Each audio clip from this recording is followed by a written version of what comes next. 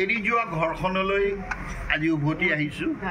স্বাভাৱিকতে মই যথেষ্ট উৎসাহিত, উৎফুল্লিত আৰু আনন্দিত আৰু আশাবাদী যে মই যি ধৰণে স্বদেশ আৰু স্বজাতিৰ কাৰণে বিগত সময়ছোৱাত দায়বদ্ধতা সহকাৰে কাম কৰি আহিছোঁ, সেই সকলোবিলাক সুবিধা আৰু সুযোগ দলে মোক যেনেধৰণে প্ৰদান কৰে মই তেনেধৰণে কাম কৰিবৰ কাৰণে অংগীকাৰবদ্ধ।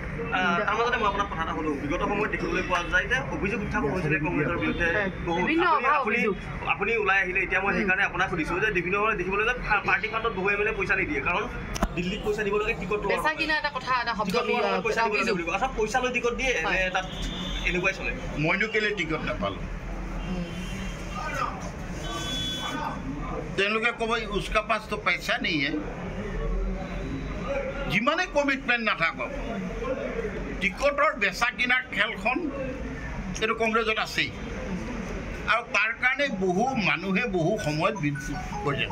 আমি সকলোবিলাক জনাৰ পিছতো এটা আশাবাদী মন লৈ কাম কৰি আছিলোঁ যে অন্ততঃ উদয়পুৰত নৱসংকল্প শিবিৰ পাতিলে, কিবা কৰিলে দলটোৰ চিন্তাধাৰা কৰ্মপদ্ধতি সলনি হ'ব।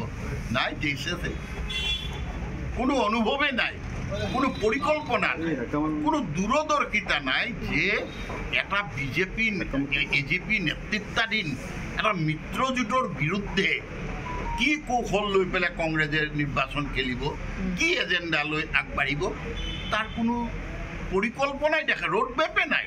পইচাটো কোনে লয়? দিল্লীৰ পৰা লয় নে অসমৰ সভাপতিয়ে লয়? দিল্লীৱালা লিডাৰটো আহে সেইকাৰণে। আৰু এটা কথা নহয়, অসমৰ মানুহ জড়িত নাথাকিলে দিল্লীৱালা লিডাৰে কালেকশ্যনটো কেনেকৈ কৰিব? মানে এজেণ্ট আছে নেকি? মানে এজেণ্ট আছে নেকি? আছে আছে, নিজৰ নিজৰ মানুহবিলাকক টিকট দিয়াব, পাৰ্টি জিকে হাৰে তাতে কি হাই যায়। বাহিৰৰ আন এটা অভিযোগ আছে যে ৰাজীৱ ভৱনত মহিলা সুৰক্ষিত নহয়, এইটো সঁচা নাই? আপুনি যিটো কংগ্ৰেছ শিবিৰৰ পৰা আহিছে, এই বিষয়টো যিয়ে উত্থাপন কৰিছে তেওঁৱে উত্তৰ দিয়ক।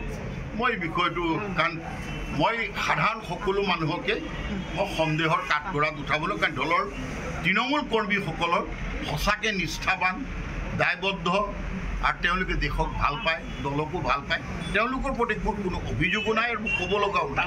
কথাটো এনেকুৱা যে বিগত সময়ত ৰিপুণ বৰা যেতিয়া সভাপতি আছিল তেতিয়াতো দেখিছিলে, আপুনি নিশ্চয় গম পায় যে হাল্লা হৈ গৈছিলে, পইচা লয়, টকা, কেৱল টকাৰ কথা। ভূপেন বৰাৰ দিনতো তেনেকুৱা ধৰণৰ অভিযোগ নথকা নহয়, জিলা সভাপতিৰ কাৰণে পইচা লয় বুলি অভিযোগ আছে। অভিযোগ যেতিয়া উঠে, অভিযোগৰ স্পষ্টতা দিব লাগে, কৰি দিব লাগে।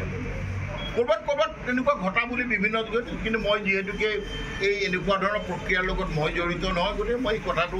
আৰু এটা কথা, ভূপেন বৰা তেওঁতো এককভাৱে নেতৃত্ব দি থকা নাই, তাত তিনিগৰাকীকে তেওঁক কাৰ্যকৰী সভাপতি লগাই দিয়া হৈছে, আৰু এইবিলাক তেওঁলোকৰ নামত নেতাৰ সোঁকাষে বাওঁ কাষে থকা মানুহে কাৰবাৰটো কৰে। মানে এজেণ্ট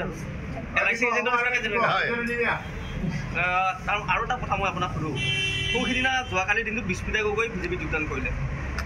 তেওঁ এটা কথা অভিযোগ উত্থাপন কৰিছে, ৰাজীৱ ভৱনত মহিলাৰ ব্লাউজক লৈও আলোচনা হয়।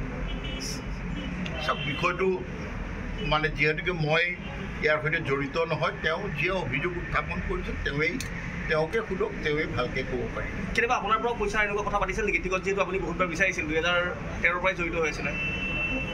মানে এটা কথাই আপোনালোকক ক'লোঁ যে মই ধন দিব নোৱাৰাৰ কাৰণে টিকটৰ বাবে যোগ্য নহয়। ৰাহুল গান্ধীয়ে যিটো যাত্ৰা কৰিলে, এই ভাৰত জোড়ো যাত্ৰা ৰাহুল গান্ধী সেই ক্ষেত্ৰত মানে কি হ'ল বস্তু, মানে ন্যায় হ'ল নে অন্যায় হ'ল? কিমান জুৰিব পাৰিলে, কিমান নোৱাৰিলে, কি হ'ল গোটেই বস্তুটো, কি ক'ব আপুনি? মানে প্ৰথম কথা, ৰাহুল গান্ধী ডাঙৰীয়াৰ তেওঁ দেশখনক ভাল পায়, সেইটো লৈ ক'ব লগা একো নাই। তেওঁৰ আইতাক ঢুকাইছে, দেউতাক ঢুকাইছে, চব কথা ঠিক আছে, কিন্তু তেওঁৰ যিটো এৰগেঞ্চিৰ বাবে আজি ডক্টৰ হিমন্ত বিশ্ব শৰ্মাই বিজেপিলৈ আহিব লগা হ'ল, এনেকুৱা বহু ঘটনা বহু ঠাইত ঘটিছে। তেওঁ নেতৃত্ব দি থকা সময়তে মধ্যপ্ৰদেশত এতিয়াও যদি কমল নাথ আৰু দিগ্বিজয় সিঙে ল'ৰা ধেমালি কৰি অন এয়াৰ ইজনে আনজনক আক্ৰমণ কৰি থাকে, এইবিলাকৰ পৰা কি সূচাইছে? দলটোত কিবা ডিচিপ্লিন আছে জানো আৰু ৰাহুল গান্ধী ডাঙৰীয়াই কি বিষয়ত ন্যায় দিব বিচাৰিছে সেইটো কিন্তু স্পষ্ট নহয় আজি আপুনি পুনৰ ঘৰলৈ ঘূৰি আহিছে নিজৰ ঘৰলৈ গৈছে অনাগত দিনত আৰু কাক লৈ আহিব এটা কথা মানে দললৈ আহিব মই আহিছোঁ আগতে দলৰ শীৰ্ষ নেতাৰ পৰা এটা পথ নিৰ্দেশনা লৈ লওঁ তেওঁ কাৰণ মই কোনো কথাই মই নিজে ভাবিলে নহ'ব দলটোৰ যিটো প্লেনিং আছে সেইখিনি মই জ্যেষ্ঠ নেতাসকলৰ পৰা লৈ তেওঁলোকে যি ধৰণে কয় আৰু বহুতেই মোক শুভেচ্ছা দিওঁতে কৈছে আপুনি আগবাঢ়ক আমিও আপোনাৰ লগত আহি আছোঁ